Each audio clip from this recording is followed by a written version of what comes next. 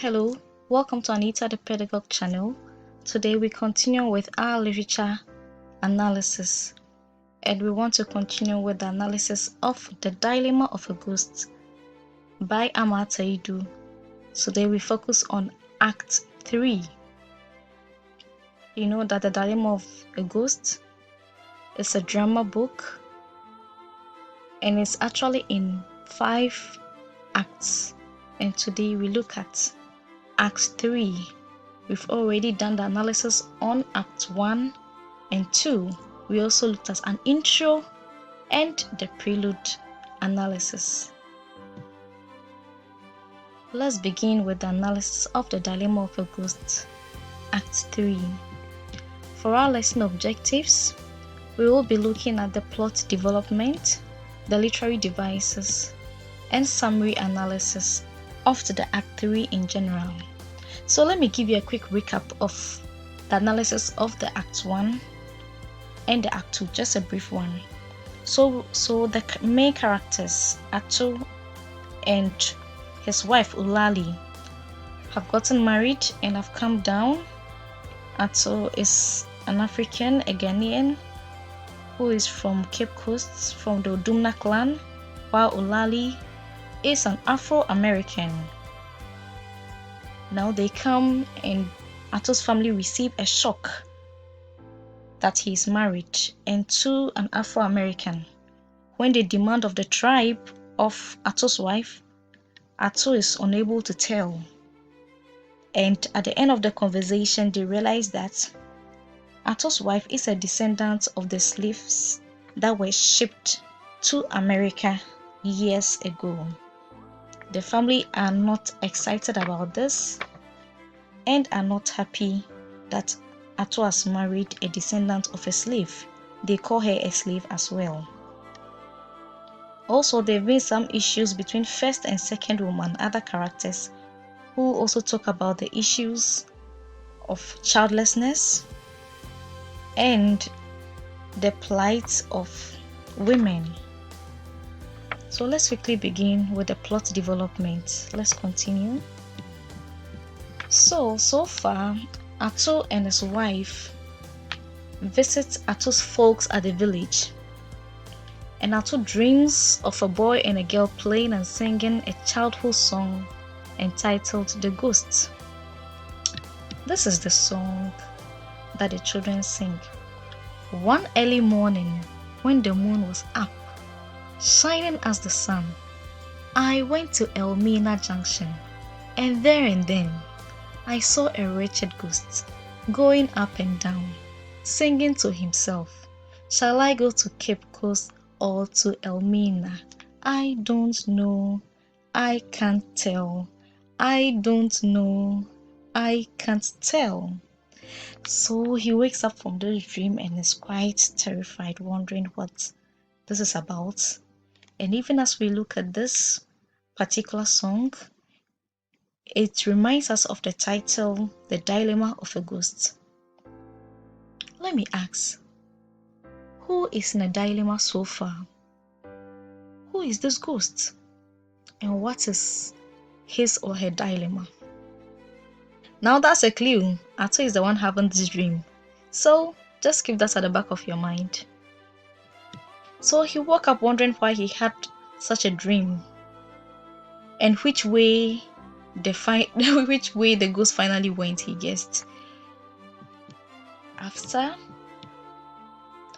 there is an interesting discussion that goes on in the next scene, and it leads to a conflict between Ato and his mother, and then to Ulali and Ato, and between Ulali and Ato.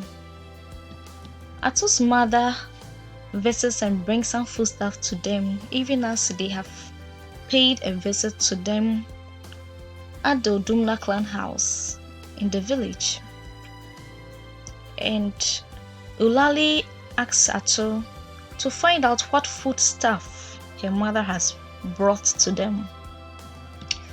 We see Esikom explain that food matters are women's business, and so she's not going to tell her the foodstuff or the food item she has brought. and that she should find out herself. Now, this particular statement that Esicom makes lets us know that there is a stereotype of women or of the female gender, that their place is the kitchen. We all go hungry, remember? And if you are good in the kitchen, I think you have a way out. So, we quickly move on.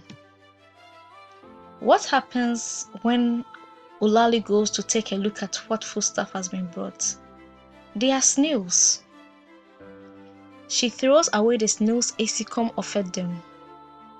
The crawling creatures horrified her, and she definitely could not think of cooking them. Now, this also brings us to the issue of adaptability of Ulali into the culture of Ato and his folks. Do you think what Ulali did was right? If you received a gift from your mother-in-law and it was something that you did not like, should you throw it away immediately? Well, this leads to a conflict between Ato and his mom. Ato's mom feels very disappointed. She asks Ato some serious questions when she realizes that Ulali, his wife, has thrown away the snails, which to her is very precious and dear. These are the questions that Ato's mother posed to him. What kind of a man are you growing into? Are your wife's taboos yours? Rather, your taboos should be hers. I don't know what you make of it, though. But now this gives us more insight into Ato's culture, that it is the man that marries the woman.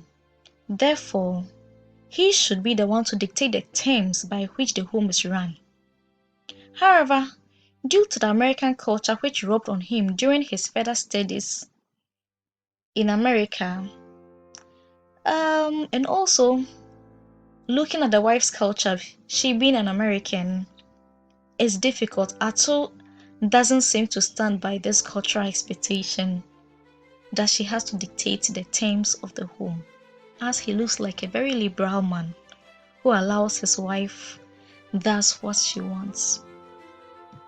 Now, moving forward, Ato's mother is deeply hurt by this, and so she recounts the cold reception she had when she visited Ato's home in Accra. This also as a result of the culture gap between Ulali, who is an American, and Ato's folks, who are Ghanaians who also believe in tradition. Ato's mother laments that when she visited, she was only hoping to have an opportunity to be with her daughter-in-law and teach her a thing or two, especially the favorite meals of her son, and to bond with her. But because she did not pre-inform them that she was visiting, she wasn't given a very warm welcome. Like, for example, in the African culture, most of the time, when a visitor visits you, you want to quickly offer the visitor a seat, offer the visitor water, not upon request. You have to offer the person water. And I don't think Ulali did this, and so Esicom presumed that she wasn't given a good welcome and that she was not wanted. Also, in the ending of Act 3, we see Esicom's grief. She asserts that living a life of a failure is like taking snuff at the beach. So she gives us a proverb. And we all know that to take a snuff, you need to put it at the tip of your thumb. And so if you are at the beach with the waves blowing and a lot of wind, it's going to be very difficult to put your snuff and make sure it stays on your thumb for it to get to your nose. And this tells us that her life is compared to that of a failure because she doesn't seem to get anything right. She put her son through school so that she could come and help the home, and sold most of her belongings just to raise Ato, hoping that her life would be better. But it looks like at every step, her life is not any better. Now moving forward, Esikon recounts the investment she put in her son. Atu, the fees, uniforms, how she had borrowed money from the rich to put him through education, and how her friends laugh at her even as at now, as she looks poorer even than before. Now that her son is back and is working, she even looks poorer. And I don't think that this is something that any mother would enjoy, and also is a matter of a culture issue and belief. We continue.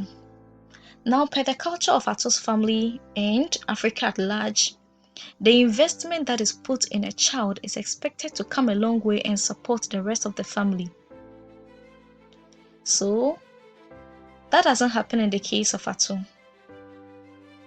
Even though he has been put through the best form of education, to his family it has amounted to nothing because he has not been able to physically support the family through paying off some of the debts that they incurred taking care of him, or helping any of his siblings get even into higher education like him. Also, he hasn't been able to help her mother pay off her debts or support any member of the family. Instead, he has clinged to his wife, his nuclear family. Ato asks for more time from his mother, Esikon, to earn enough money, but his mother doubts it. She shows her doubt by using this proverb that the vulture, right from the beginning, wallows in the soup he will eat. Why does she say this? Now, this proverb tells us that if Ato would help his family, he would at least have begun doing something or showing some signs. But then they do not see that. In addition, we move on to some of the literary devices that we see in Act 3. We see repetition in the ghost song, I don't know, I can't tell has been repeated. Also, there is transliteration, a direct translation from Fanti or Akan to English. That is, when your wife wakes up, tell her I give her welcome. In English, we welcome people, we do not give welcome. But then in the local dialect, in the local language, Fanti, you realize that that can be said. Also, there is a use of metaphor, directly comparing one thing with another. As Monka says, Ato's morning sunshine has thrown away the snails you gave them. Here, Ato's morning sunshine represents Ulali. But then, this has been compared directly. Again, we see the use of rhetorical questions. When Ato's mother, Esikom, asks her, what kind of man are you growing into? Are your wife's taboos yours? We have some further literary devices also similarly. I have been quiet as if I were a tortoise. So here, her quietness is being compared to that of a tortoise. Also, the use of the expression living a life of failure is like taking snuff. So here we have comparing living a life of failure to taking snuff. Also, oh, the name keeps buzzing in my head like the stink of a witch bee. So we also have two things being compared here. How the name keeps buzzing in my head to the stink of a witch bee. So when we talk about simile, we are comparing two things using as, like, or than. We move on to proverb. If nothing scratched at the palm fiber, it certainly would not have creaked. So if nothing happens, it will not lead to another thing. Also, the vulture right from the beginning wallows in the soup he will eat. It means if a person would take an action or would do something, there are some signs and symptoms that will tell you that a particular thing is going to happen or somebody is going to do something. Also, the use of onomatopoeia. Oh, the names keeps buzzing in my head. Now we know that onomatopoeia does with the sound representation of things. So buzzing is a sound that the bee usually makes. Okay, we move on now to a summary of Act 3 generally. Now we see that Atoo's failure to advise and educate his wife on his culture and also educate his folks on his wife's culture seemed to be the bigger reason for the conflicts between he and his wife versus his folks. Again, in Act 3, we see the ghost song by the boy and girl. It informs the audience and readers of Atoo's confusion with regard to choosing to please his wife or his family. Also, the conflicts in Act 3 are between Atoo and his mother due to Ulali throwing her gifts of snails away, and also between Atoo and his wife due to the trouble he had to face with his mother Esikom as a result of her actions of throwing the snails away. Now we do a quick recap. We have been looking at the plot development of Act 3 and also some literary devices and a quick summary analysis. So there are other lessons on Anita the Pedagogue channel that you can take a look at. This brings us to the end of our lesson today. I do hope this lesson was useful to you. Put in your comments and questions and I'll respond to them. Do like, share and subscribe to this channel. Until I come your way again, keep learning and be the best version of yourself.